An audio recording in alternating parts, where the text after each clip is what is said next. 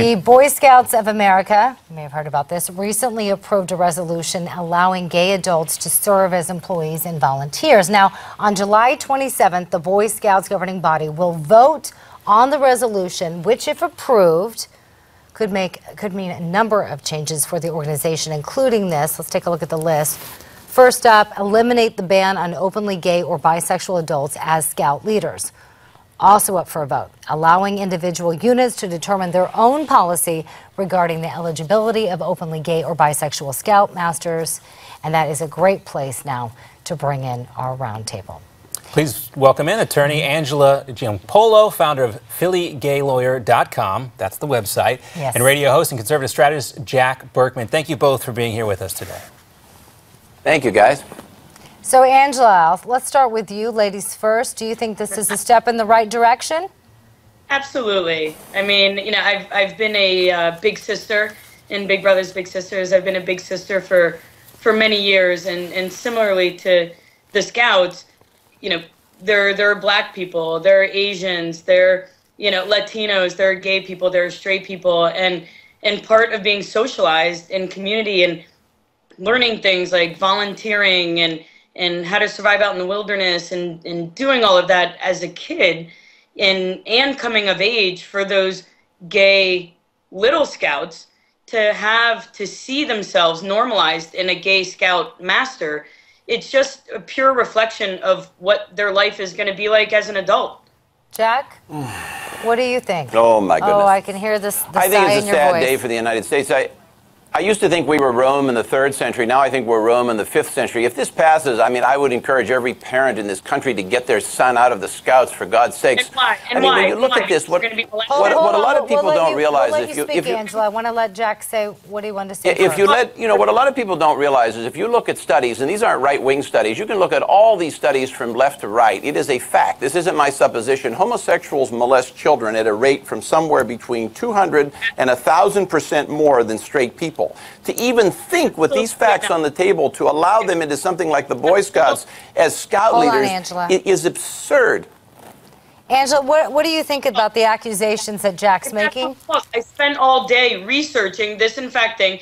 I've researched it for 15 years prior. Harvey Milk in 1974 quoted studies that said, actually, sir, you as a straight person, probably more of a molester than any gay person. A gay man doesn't have to become a scout in order to find a young boy to molest. That's not what they're doing. Heterosexual straight men, 11 to 1. And Harvey Milk, my favorite quote from him, says, you know, if gay teachers couldn't teach, why then do young kids end up being gay? If you have a gay scout master. What really bothers me about this issue, guys, is when you look at the modern homosexual movement, it's not just something about alternative sexuality. It's deeper than that. It's more toxic than that. When you look at this issue, the scout issue, or gay marriage, what gay is the current form of counterculture. So Jack, go ahead. You believe, like some, that homosexuality is a choice, right? Absolutely. All right, we'll talk a little bit more about that. I want everybody to hold their thoughts. So we got to take a commercial break. I want everybody to hold that thought. We're going to come back and talk about presidential candidate Scott Walker, why he also says it is a choice, and we'll get Jack's take on that, as well as Angela, what she has to say about that idea in this debate when we return right after this.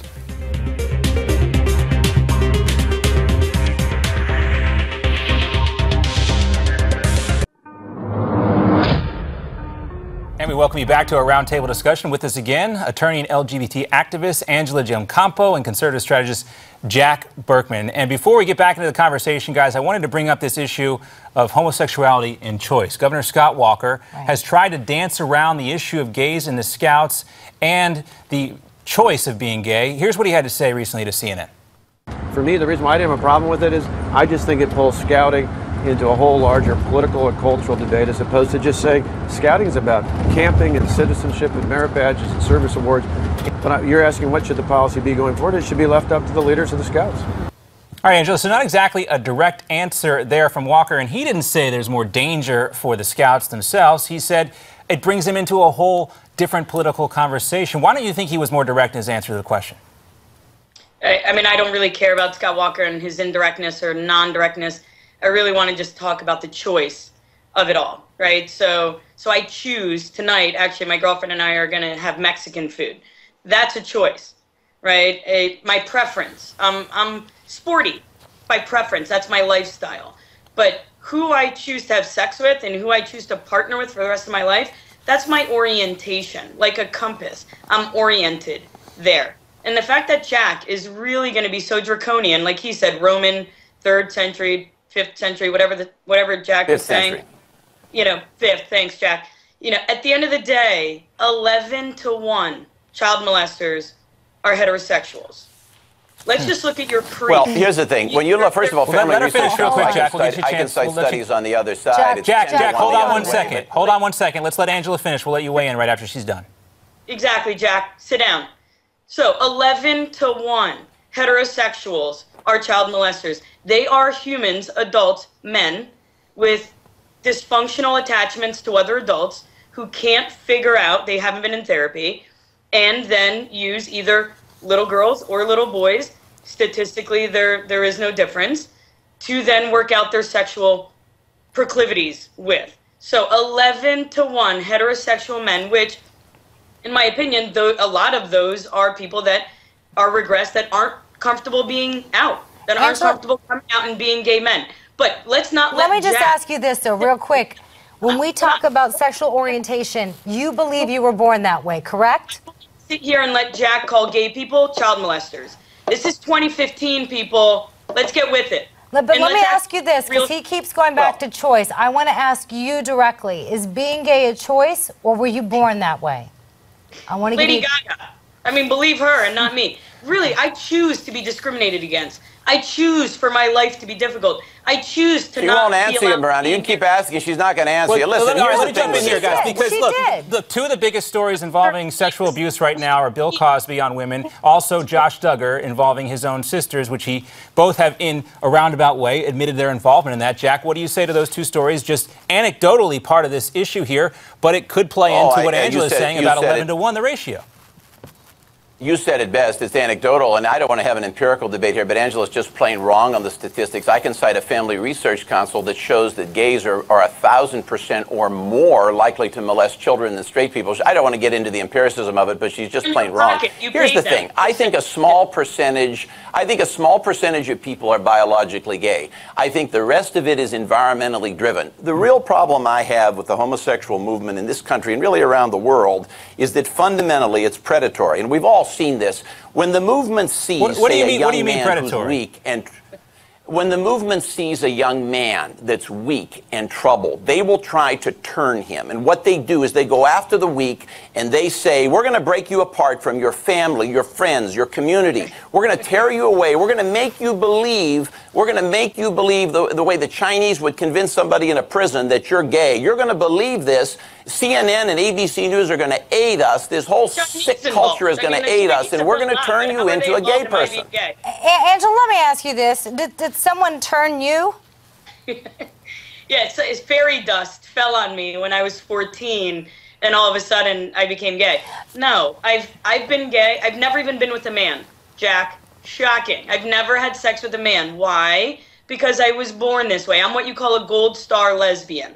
I've been out since I was 14, and I've been having sex with women as long as I can remember. When I was 6, I asked my mom for money to go to school on Mother's Day. She goes, oh, no, Angela, it's okay. The flowers for me are paid for. But what she didn't know is I had a crush on my first grade teacher, and I asked her for allowance to go buy my first grade teacher flowers. All right, you know what? We could go back and forth, whether you're born that way, choice, whatever. We can see where our country's headed. Jack, a lot of Republicans I believe that this is going to be a non-issue in 2016. Do you believe this will be a non-issue, yes or no, with only the few seconds we have remaining? Jack, you first. I think it'll be a big issue. Remember, in politics, you don't want the result, you want the issue. This recent Supreme Court ruling is a big political help. I don't think it'll be an issue, and you know what? We've already had a gay president, James Buchanan. Going back in history. Well, guys, it's been a great conversation, a great debate. We'll have you both back real soon. Thank you, guys. Appreciate it. Jack, love you. Up next, we'll take a look at your money news with Tom Hutchinson, switching gears a little bit. and our money update. We'll be right back.